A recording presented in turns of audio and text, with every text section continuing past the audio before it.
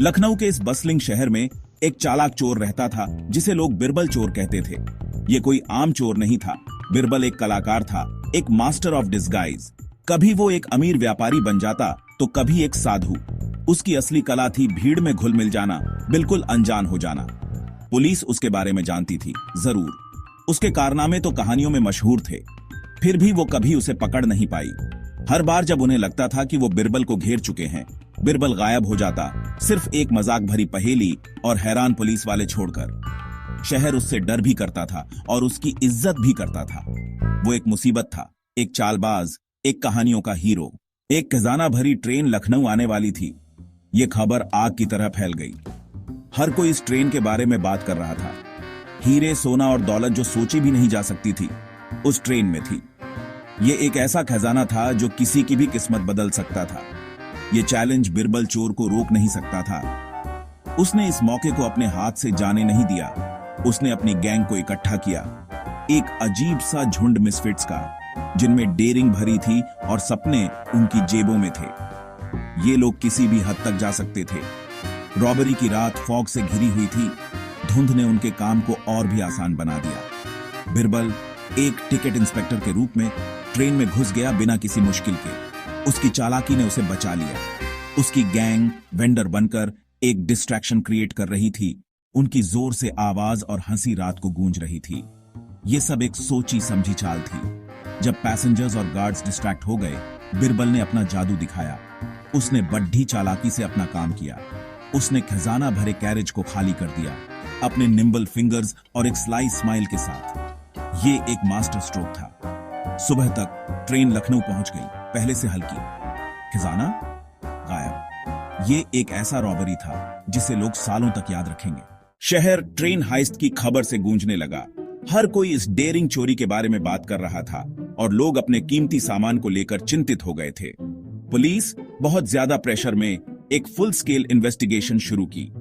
हर कोने में पूछताछ हो रही थी और हर संदिग्ध पर नजर रखी जा रही थी। लेकिन बिरबल हमेशा की तरह गायब हो गया। वो किसी को भी नजर नहीं आया, जैसे कि वो हवा में घुल गया हो। कुछ हफ्ते बाद वो फिर से सामने आया, इस बार ग्रैंड दिवाली मेला में, एक फॉर्चून टेलर के रूप में। मेला की रौनक और भीड़ में उसे पहचान पाना मुश्किल था।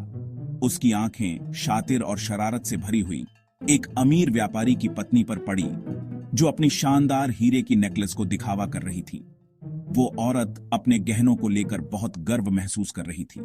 बिरबल, जो कभी किसी चैलेंज को मानता नहीं करता, एक और कारनामे को अंजाम देने का फैसला किया। उसकी चालाकी और हिम्मत का कोई जवाब नहीं था। उसने उस औरत के पास जाकर अपनी आवाज को धीरे से मरमर करते हुए धन और समृद्धि की भविष्यवाणी की और धीरे धीरे उसके करीब आने लगा। उसकी बातें सुनकर वो औरत मंत्रमुग्ध हो गई।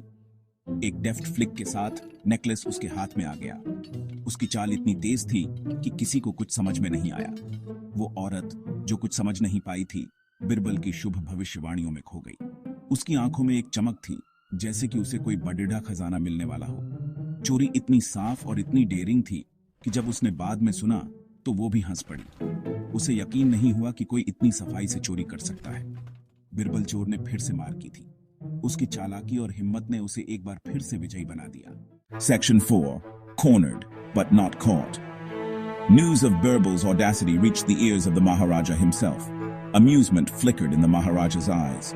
He decided to hold a grand feast, an invitation Birbal wouldn't be able to resist. Little did Birbal know, the Maharaja had laid a trap. The palace, glittering with 1,000 lamps, buzzed with anticipation. Disguised as a nobleman, Birbal slipped through the throngs of guests, his eyes on the prize, the Maharaja's prized jewel dagger. As Birbal reached for the dagger, the lights went out. Darkness engulfed the room. Shouts and gasps filled the air. When the lamps flickered back on, Birbal was gone. In his place lay a single white rose, a calling card, and a taunt. Section 5. A change of heart. Years passed, filled with daring heists and narrow escapes. Yet Birbal felt a change within him. His life of crime, once thrilling, now felt empty. One day, disguised as a beggar, he sat outside a temple, watching people offer food and money to the less fortunate. An old woman, her face etched with hardship, approached him. She offered him a piece of roti, her eyes filled with kindness. Birbal was taken aback. He, the master thief, had never received such selfless generosity. That night, Birbal didn't sleep. The old woman's kindness had stirred something in his soul. He realized the hollowness of his existence. He had wealth, but no peace. He had fame, but no respect. Section 6. The Price of Freedom. The next day, Birbal Chor walked into the heart of the city, his head held high, his disguise shed. The city, unaware of the drama about to unfold, continued its daily hustle and bustle. He stood before the incredulous police, a small bag of jewels at his feet. The officers, stunned by his audacity, could hardly believe their eyes. "I am Birbal Chor," he declared, his voice unwavering, "and I have come to surrender." His words echoed through the square, drawing the attention of passers-by.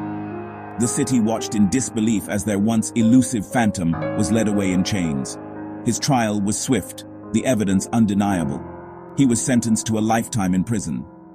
The courtroom buzzed with whispers, the legend of Birbal Chor taking a new turn.